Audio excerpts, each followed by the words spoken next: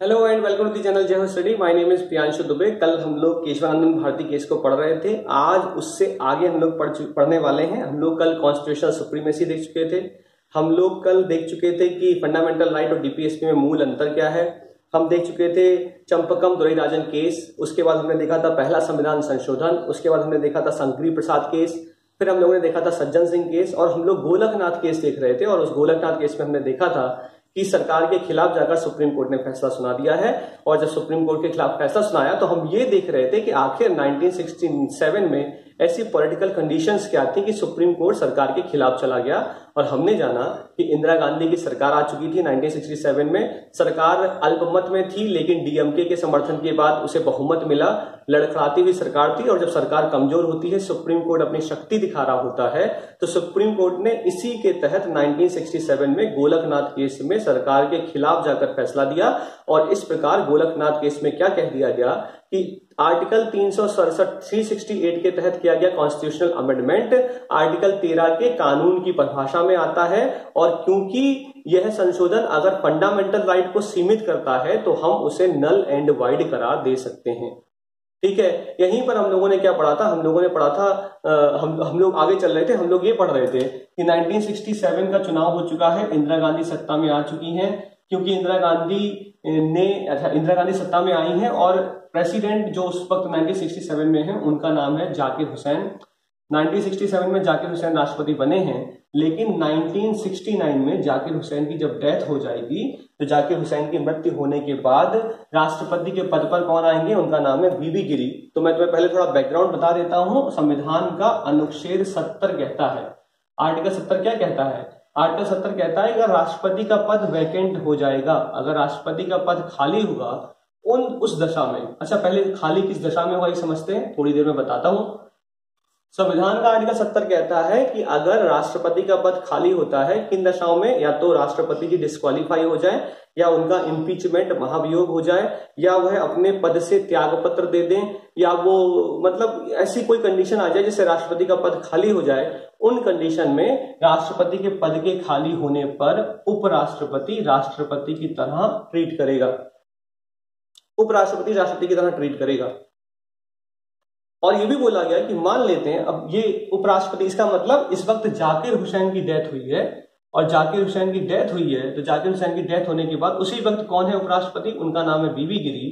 क्योंकि जाकिर हुसैन की डेथ हो गई तो बीबी गिरी क्या बन गए हैं? Care taker president.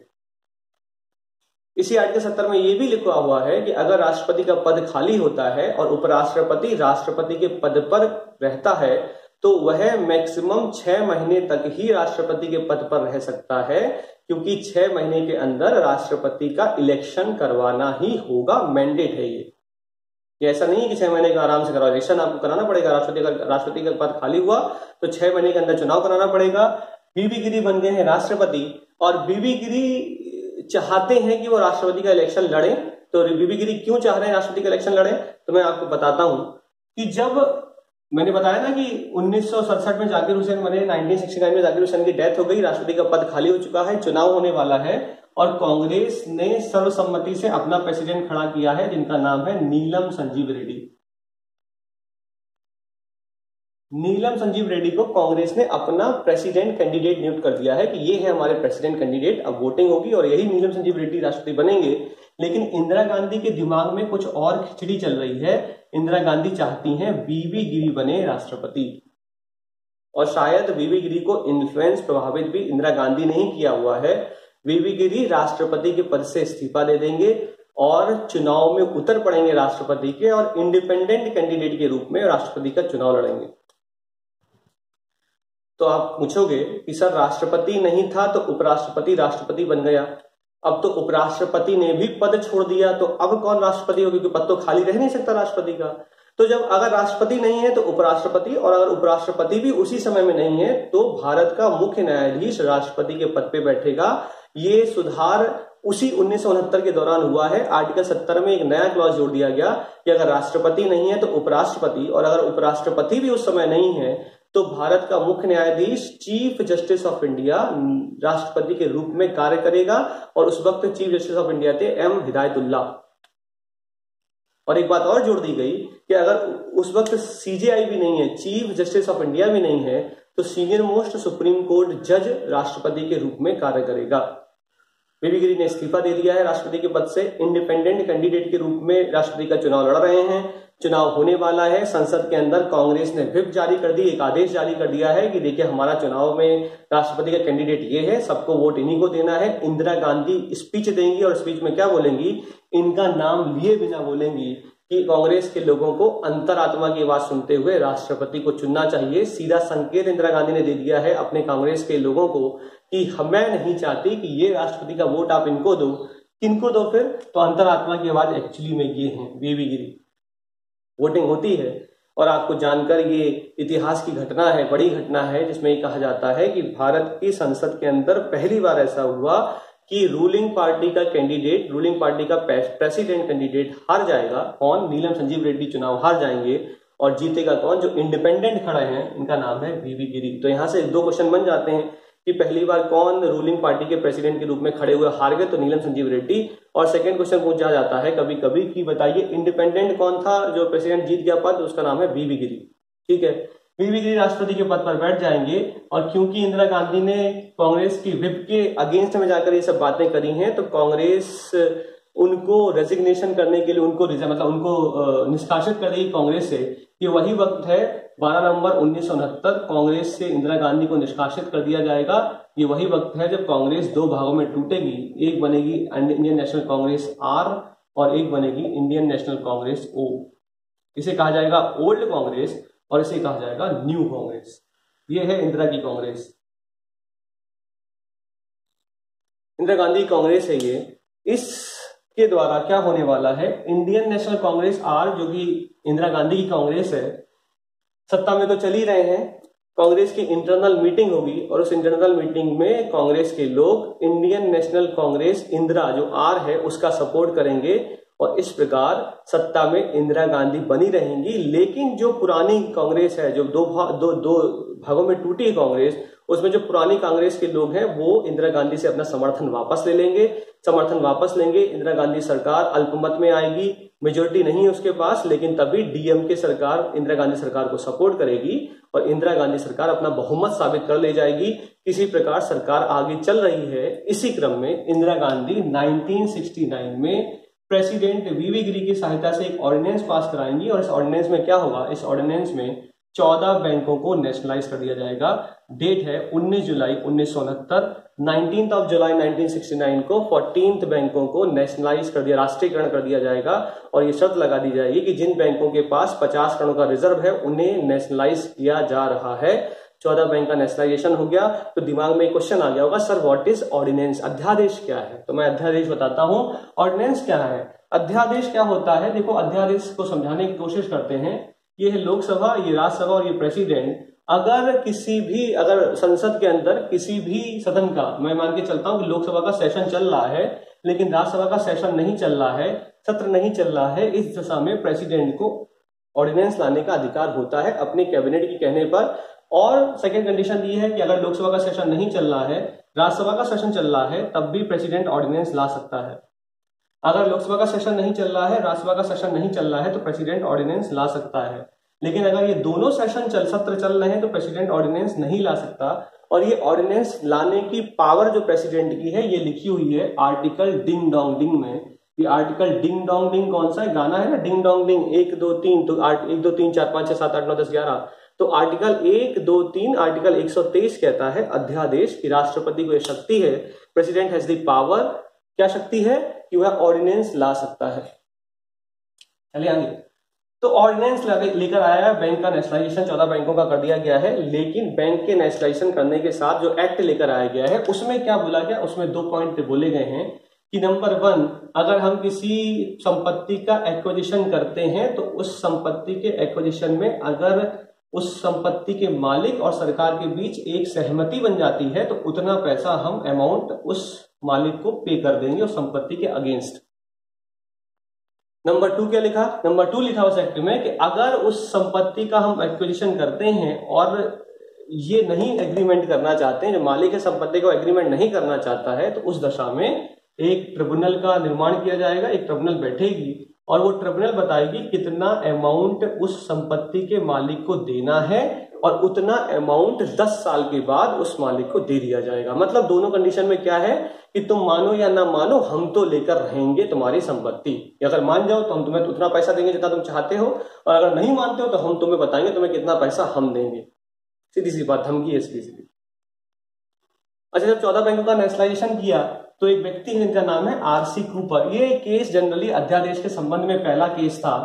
RC Cooper का नाम आप सुनोगे तो ये आरसी कूपर, जिनका बैंक ऑफ बड़ौदा और सेंट्रल बैंक ऑफ इंडिया में शेयर है, इनकी संपत्ति जा रही है। तो इन्होंने सुप्रीम कोर्ट में ये केस किया कि इंदिरा गांधी सरकार का कहना है कि या तो एग्रीमेंट कर लो हमारे साथ, हम उतना पैसा तुमको दे देंगे संपत्ति के बदले, और अगर एग्रीमेंट नहीं करोगे तो एक ट्रिब्यूनल बिठाएंगे और वो बताएगी कितना पैसा देगा, उतना हम पैसा तुमको देंगे लेकिन 10 साल के बाद। तो आरसी कूपर ने केस किया है कि ये तो खिलाफ है हमारे फंडामेंटल राइट्स के। Supreme court RC Cooper case में इंदिरा गांधी के खिलाफ निर्णय सुनाएंगे और बोलेंगे जो बैंक का नेशनलाइजेशन किया गया है इंदिरा गांधी के द्वारा ऑर्डिनेंस लाकर, वो है गलत। ऑर्डिनेंस, ये बात लगी कि ऑर्डिनेंस कानून बन जाएगा, लेकिन सुप्रीम कोर्ट बोलेगा कि ये कानून गलत है, कानून कोई गलत करार दे देगा। इंदिरा गांधी के ऊपर एक और चोट हो चुकी है। गोलकनाथ केस में सुप्रीम कोर्ट इंदिरा गांधी के पीछे लग गए थे, गोलकनाथ केस को पलट दिया। गोलकनाथ केस के द्वारा पिछले केसों को पलट दिया गया। अब आरसी कूपर केस में भी इंदिरा गांधी के विपक्ष में फैसला सुना दिया गया है, लेकिन इंदिरा गांधी इतनी आसानी से रुकने वाली महिला नहीं है। 1970 में इंदिरा गांधी एक और काम करने वाली हैं, और वो काम क्या करने वाली हैं, 1970 में इंदिरा गांधी प्रिवी पर्स पर हमला कर देंगी। ये प्रिवी पर्स क्या होते हैं, तो देखो समझो, जो प्रिंसली स्टेट्स थे, वहां के जो राजा महाराजा थे, उनको भारत की रियासत को भारत में शामिल किया गया। तो जब उन्हें शामिल किया गया तो उनके साथ इंस्ट्रूमेंट ऑफ एक्सेशन साइन किया गया, विलय पत्र पर साइन किया गया। उस विलय पत्र पे 1949 में एग्रीमेंट हुआ, जिसमें प्रिंसली स्टेट्स ने कहा कि हम पूर्ण रूप से भारत में आना चाहते हैं, लेकिन उसके एवज में सरकार ने उन्हें कुछ दिया। वो क्या दिया, सरकार ने एक पर्स दिया जिसे बोला गया प्रिवी पर्स। उस पर्स में क्या क्या दिया, उस पर्स में इन राजाओं महाराजाओं के रहने, खाने पीने, शानो शौकत का पूरा ध्यान रखते हुए एक पैसा, एक पर्टिकुलर अमाउंट हर राजा को पहुंचाया जाने लगा। इसका मतलब ये सरकार पर बहुत बड़ा बोझ है और इंदिरा गांधी इस पर्स पर ही हमला करने वाली हैं। और क्या हमला करेंगी, एक बिल लेकर आएंगी और इस बिल के तहत प्रिवी पर्स के अंतर्गत ये जो भी सुविधाएं राजा महाराजाओं को दी जा रही हैं उसको हटाने की कोशिश कर रही हैं। राजा महाराजाओं के बीच में हाहाकार मच चुकी है, लेकिन इंदिरा गांधी बिल लेकर आएंगी। लोकसभा में ये बिल पास हो जाएगा, पर राज्यसभा पहुंचने पर ये बिल गिर जाएगा। राज्यसभा में बिल गिरेगा। इंदिरा गांधी के अगेंस्ट राजा महाराजा खूब बिगुल फूकेंगे, खूब हंसियां खुशियां मना रहे होंगे। तभी इंदिरा गांधी खुन्नस में आकर राष्ट्रपति के द्वारा एक नोटिफिकेशन रिलीज करा देंगी और उस नोटिफिकेशन में लिखवा देंगी कि अब से आर्टिकल जो परिभाषित करता है राजा महाराजाओं को, जो अनुच्छेद परिभाषित करता है, उसमें राजाओं और महाराजाओं की डेफिनेशन को परिवर्तित कराते हुए बोलेंगी कि अब से ये राजा महाराजा इस डेफिनेशन में नहीं आते। और जैसे ये बोला जाएगा, राजा महाराजाओं की हवा निकल जाएगी। कारण क्या, क्योंकि अगर राजा महाराजा ही नहीं रहे तो उनको पैसा प्रिवी पर्स के थ्रू क्यों दिया जाएगा। तब एक केस और सुप्रीम कोर्ट में होने वाला है, एक केस सुप्रीम कोर्ट और पहुंचेगा, जिसे बोला जाएगा माधवराव सिंधिया केस। इस माधवराव सिंधिया केस में सुप्रीम कोर्ट एक बार फिर से इंदिरा गांधी के अगेंस्ट में फैसला सुनाएगा। एक और चोट इंदिरा गांधी के ऊपर कर दी है सुप्रीम कोर्ट ने। खुन्नस आ रही है सुप्रीम कोर्ट के ऊपर इंदिरा गांधी को, लेकिन कल कुछ नहीं पा रही है, क्योंकि बहुमत मेजोरिटी इतनी शक्ति के साथ नहीं मिला हुआ है। लेकिन इंदिरा गांधी जनता के बीच अपने आप को स्थापित कर चुकी हैं, प्रिवी पर्स को लाकर, नेशनल बैंकों का नेशनलाइजेशन करके, गरीब कल्याण योजनाएं चलाकर, गरीबों के ऊपर 10 सूत्री प्रोग्राम चला चुकी हैं। तो जब ये ऐसी सब कंडीशन चल रही है, इंदिरा गांधी की हवा, इंदिरा गांधी को लग रहा है मेरी हवा चल रही है देश के अंदर, तो इंदिरा गांधी 1972 में इलेक्शन होने वाला है, लेकिन 1971 में ही नोटिफिकेशन इशू करवा लेंगी। चुनाव होगा, राष्ट्रपति नोटिफिकेशन रिलीज कर देंगे, 1971 में चुनाव होगा। उस 1971 के चुनाव में इंदिरा गांधी जनता के बीच संवाद स्थापित करेंगी जाके, और क्या बोलेंगी कि मैंने हर प्रयास किया आप लोगों को पैसा, आप लोगों के स्टेटस को उठाने के लिए हर कोशिश करी, मैंने प्रिवी पर्स को खत्म करने की कोशिश करी, बैंकों का नेशनलाइजेशन करने की कोशिश करी, हर कोई काम करने की कोशिश करी, लेकिन मेरे पास क्योंकि बहुमत नहीं है इसलिए मैं ये कार्य नहीं कर पा रही हूं। मैं गरीबी हटाओ का नारा देती हूं और मैं चाहती हूं कि गरीबी तभी हट सकती है जब मैं पूर्ण बहुमत के साथ संसद में पहुंचूं। लोगों ने इस बात को समझा और इंदिरा गांधी की सरकार 352 या 353 सीटों के साथ संसद के अंदर पहुंच चुकी है। जो मैंने बताया था ना, कांग्रेस दो भागों में टूटी है। इंडियन नेशनल कांग्रेस एक बन गई आर और एक बन गई थी ओल्ड इंडियन नेशनल कांग्रेस, जिसको बोला जाता है पुरानी कांग्रेस है ओ। इसको मात्र 16 सीट्स पे जीत मिली है, जबकि इंदिरा गांधी की जो इंडियन नेशनल कांग्रेस है इसको 352 या 353 सीट्स पर संसद में सीट मिली है, संसद में सीट जीत चुकी है। ये इंदिरा गांधी पूर्ण बहुमत के साथ संसद के अंदर है, अंदर बैठी हुई है। और आपको जानकर ये आश्चर्य होगा कि जैसे ही इंदिरा गांधी सरकार मतलब पूर्ण बहुमत में इंदिरा गांधी आएंगी, तो इंदिरा गांधी सबसे पहले एक काम करने वाली है, यूएसएसआर के साथ एक फ्रेंडशिप ट्रीटी पर साइन कर देंगी। इस फ्रेंडशिप ट्रीटी पर साइन करने के बाद ईस्ट पाकिस्तान पर हमला करेंगी और बांग्लादेश को आज मतलब एक नए देश का जन्म होगा जिसका नाम है बांग्लादेश। और ज्यों ही इंदिरा गांधी हमला करके अमेरिका की धमकी के बाद भी बांग्लादेश एक नया देश बना देंगी, भारत में इस महिला को लेकर दुनिया भर की बातें होना शुरू हो जाएंगी, क्योंकि हमारा सिद्धांत है देश के अंदर और एक पर्टिकुलर हर व्यक्ति के अंदर ये सिद्धांत है, सूरज उग रहा होता है तो हर कोई सलाम देता है। जब तक तुम्हारा सिलेक्शन चयन नहीं होगा, जब तक तुम चयनित नहीं हो जाते, तुम चाहे कितने भी ज्ञानी, चाहे तुम कितनी भी नॉलेज रखते हो, ये समाज इसी प्रकार चलता है। तुम्हारा चयन नहीं होगा तो तुम्हें इतनी निकृष्ट निगाहों से देखा जाएगा जैसे तुम कुछ नहीं हो, आता तुम्हें चाहे कितना भी हो।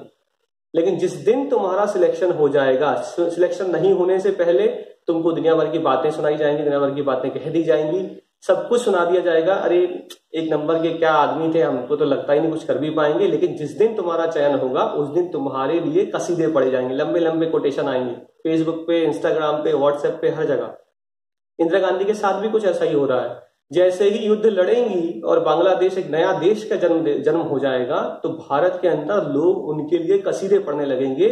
उसी क्रम में कहीं लिखा हुआ है कि अटल बिहारी वाजपेयी भी एक नया कसीदा पढ़ेंगे और बोलेंगे दुर्गा है इंदिरा।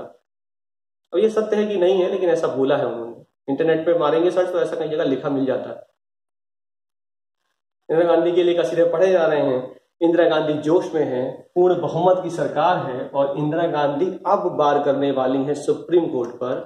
संविधान में संशोधन होंगे, ताबड़तोड़ संशोधन होने जा रहे हैं। 24वां संशोधन, 25वां संशोधन, 26वां, 27वां, 28वां, 29वां और संशोधनों की लाइन लग चुकी है। मैं कुछ संशोधन की बात करता हूं। 24वां संविधान संशोधन किया जाएगा। तो इस 24वें संविधान संशोधन के द्वारा गोलकनाथ केस में जो सुप्रीम कोर्ट ने सरकार के विपक्ष में फैसला सुना दिया था, उस फैसले को पलट दिया जाएगा। देखिए किस प्रकार पलटेगी इंदिरा गांधी।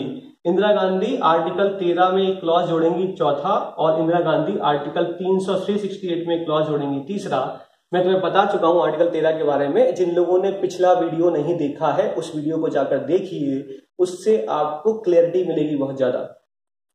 मैं क्योंकि अब उस पिछले वीडियो से आगे की बातें कर रहा हूं। क्लॉज 4 क्या जोड़ा जाएगा? क्लॉज 4 जोड़ा जाएगा कि ये इस एक्ट का इससे कोई संबंध नहीं है। और 368 में जो क्लॉज 3 जोड़ेंगे उसमें क्या लिखा है कि इसका इससे कोई संबंध नहीं है। मतलब इन दोनों के एक दूसरे के अगेंस्ट इन दोनों के बारे में एक दूसरे की लाइनें लिख दी हैं कि आर्टिकल 13 की क्लॉज 4 में लिखा था कि 368 का 13 से कोई संबंध नहीं है, और यहां लिखा इसका आर्टिकल 13 से कोई संबंध नहीं है। इस प्रकार गोलकनाथ की गाइडलाइन को निरस्त कर दिया इंदिरा गांधी ने। 25वें संविधान संशोधन में इंदिरा गांधी ने क्या किया? बैंकों के नेशनलाइजेशन में जो आरसी कूपर केस हुआ और सुप्रीम कोर्ट ने इंदिरा गांधी के खिलाफ जो जजमेंट दिया, उसमें इंदिरा गांधी ने क्या किया? इंदिरा गांधी ने 25वें संविधान संशोधन के दौरान बोला कि 39B और C आर्टिकल ग्रेटर हैं, बड़े हैं, किससे? आर्टिकल 14, 19 और 31 से।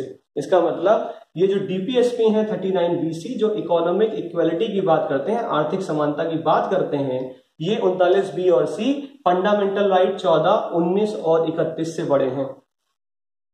मतलब राइट टू प्रॉपर्टी, ये भी प्रॉपर्टी और ये कानून की लॉ की समानता की बात करता है। इससे डीपीएसपी इस फंडामेंटल राइट से बड़े हैं कि 25वें संविधान संशोधन में बोल दिया। 26वें संविधान संशोधन के दौरान क्या किया? जो प्रिवी पर्स का उन्होंने बिल लेकर आई थी लेकिन वो पारित नहीं हो पाया और राष्ट्रपति ने नोटिफिकेशन रिलीज किया, सुप्रीम कोर्ट ने उस पर भी माधवराव सिंधिया केस में इंदिरा गांधी के अगेंस्ट बोला। तो इंदिरा गांधी ने 26वें संविधान संशोधन के द्वारा प्रिवी पर्स के अंतर्गत जो भी आर्टिकल पड़े हुए थे उन सबको डिलीट कर दिया और राजाओं की परिभाषा को परिवर्तित करते हुए उनके पास जितना भी पैसा पहुंच रहा था सब निरस्त। देख रहे हो किस तरीके से खतरनाक स्थिति पे पहुंच रही है इंदिरा गांधी। इसी क्रम में 29वां संविधान संशोधन इंदिरा गांधी करेंगी और उस 29वां संविधान संशोधन पार्लियामेंट 29वां संविधान संशोधन करेगी और उस संविधान संशोधन के द्वारा केरल लैंड रिफॉर्म एक्ट को शेड्यूल 9 में, शेड्यूल अनुसूची 9 में डाल दिया जाएगा। अनुसूची 9 में डालने से क्या होगा, अगर अनुसूची 9 में डाल दिया जाएगा, इससे क्या होगा कि सुप्रीम कोर्ट या हाई कोर्ट उस एक्ट पर विचार नहीं कर सकता। यहीं से शुरू होने वाला है Kesavananda Bharati case. Kerala land reform act जैसे ही शेड्यूल 9 में पड़ेगा, एक मठ जो केरल में स्थित है जिसके स्वामी हैं केशवानंद भारती, ये केशवानंद भारती के कुछ अधिकारों को, मतलब मठ में जो मैनेजमेंट राइट्स हैं उनसे छीन लिए जाएंगे। तो केशवानंद भारती पहुंचेंगे कोर्ट में और वहां पर जो केस होगा उसे बुलाता है केशवानंद भारती केस। इस केशवानंद भारती केस में क्या क्या बातें कही गई हैं कि गोलकनाथ केस पर रिव्यू किया जाए। रिव्यू संविधान के संशोधन 25 और 26 पर भी रिव्यू किया जाए और केरल लैंड रिफॉर्म एक्ट को नल एंड वॉइड करार दे दिया जाए। सुप्रीम कोर्ट इस याचिका को स्वीकार कर लेगा, केशवानंद भारती केस की शुरुआत हो जाएगी और केशवानंद भारती केस में जजमेंट आएगा और जजमेंट का दिन है 24 अप्रैल 1973। क्योंकि मैंने बोला कि इस केशवानंद भारती केस के द्वारा गोलकनाथ केस को रिव्यू किया जाना है, तो गोलकनाथ केस में 11 जजेस की बेंच बैठी थी। केशवानंद भारती केस में इससे ज्यादा जजेस की बेंच बैठेगी, 13 जजेस की बेंच बैठेगी और इस 13 जजेस की बेंच में जो निर्णय सुनाया जाएगा वो 7-6 से सुनाया जाएगा। इसका मतलब 7 लोग उस निर्णय के पक्ष में हैं और 6 लोग उस निर्णय के विपक्ष में हैं। इसका मतलब जीतेगा कौन? केशवानंद भारती केस में बहुमत से जो जजमेंट आएगा वही जीतने वाला। जजमेंट क्या आएगा? जजमेंट आएगा, क्या जजमेंट आएगा? पहले उससे पहले एक चीज और समझते हैं। 24 अप्रैल 1973 को जजमेंट देने वाले ये 7 जो बहुमत 7 से जीते हैं, उस जजमेंट को सुनाने वाले व्यक्ति का नाम है Sarvamitra Sikri, SM Sikri. SM Sikri CJI हैं, चीफ जस्टिस ऑफ इंडिया है उस वक्त। एसएम सीकरी 24 अप्रैल 1973 उसी दिन रिटायर होने वाले हैं। रिटायर होते होते वो एक बड़ा फैसला देके जाएंगे। केशवानंद भारती केस में कहकर जा रहे हैं कि इंदिरा गांधी के द्वारा किए हुए फैसले कौन? 24वें संविधान संशोधन को हम वैलिड करार देते हैं। सही है। 25वें संविधान संशोधन को हम वैलिड करार देते हैं। 26वें संविधान संशोधन को हम वैलिड करार देते हैं।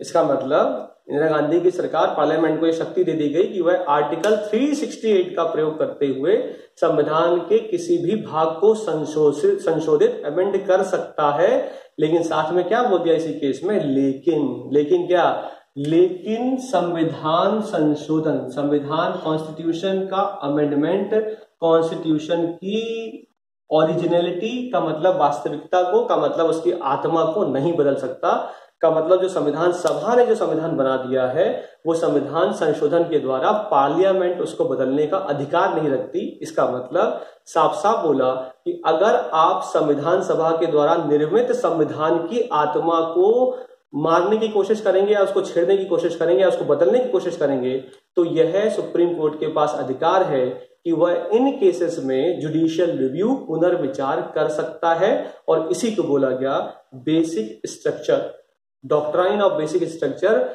मूल ढांचे का सिद्धांत यही कहलाता है कि सुप्रीम कोर्ट को यह अधिकार है कि अगर किसी भी संविधान संशोधन के द्वारा संविधान की आत्मा को, अगर संविधान का जो मूल है उसको छेड़ने की कोशिश की जाएगी तो सुप्रीम कोर्ट जुडिशियल रिव्यू कर सकता है। सरकार ने पूछा है कि sir what is doctrine of basic structure, तो सुप्रीम कोर्ट ने कहा अभी नहीं बताएंगे, समय आने पर विभिन्न केसेस के द्वारा ये हम इवॉल्व करते चले जाएंगे कि व्हाट इज बेसिक स्ट्रक्चर। इसी केस में अगर तुम ध्यान दे पा रहे होगे तो 1994 में, 1994 में एक केस हुआ जिसे हम लोग कहते हैं एसआर बोमाई केस। इस एसआर बोमाई केस में भी सुप्रीम कोर्ट ने बेसिक स्ट्रक्चर के अंतर्गत सेकुलरिज्म शब्द को डाल दिया।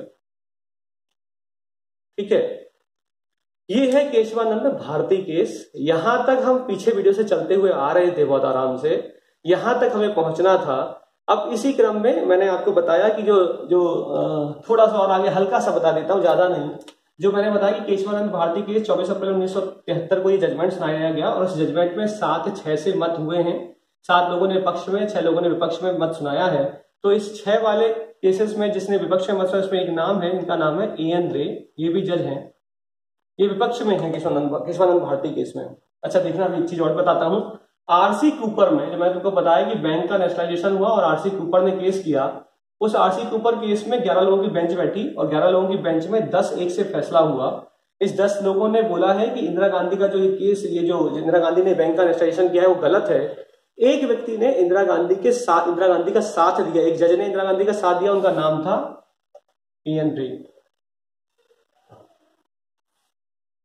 और यही है इयन रे जो सीकरी के बाद, सर्वमित्र सीकरी के बाद भारत के मुख्य न्यायाधीश बना दिए जाएंगे एक कन्वेंशन के विरुद्ध जाकर। इसके बारे में एक अलग से वीडियो में बताऊंगा, तब मैं बात करूंगा मिनर्वा मिल केस की, और साथ में हम लोग देखेंगे पीसीएस के इंटरव्यू में बहुत ज्यादा पूछे जाने वाला केस, जो कि केस है Shivkant Shukla versus ADM Jabalpur case, जिसने हैबियस कॉर्पस बंदी प्रत्यक्षीकरण केस भी कहा जाता है जिसे। अगले वीडियो में आऊंगा तो मैं इन्हीं केसेस के बारे में बात करूंगा। ज्यादा से ज्यादा वीडियो को, पिछले वीडियो को देखते हुए इस वीडियो को देखेंगे तो ज्यादा समझ में आएगा। डिस्क्रिप्शन बॉक्स में जाइए, टेलीग्राम लिंक को ज्वाइन करिए, टेस्ट हो रहे हैं टेस्ट सीरीज को ज्वाइन करिए, लॉकडाउन के दौरान पढ़ने की कोशिश करिए। इन सब बातों के बारे में भी चर्चा किसी वीडियो में जरूर करने वाला हूं। इन्हीं शब्दों के साथ जय हिंद, जय भारत।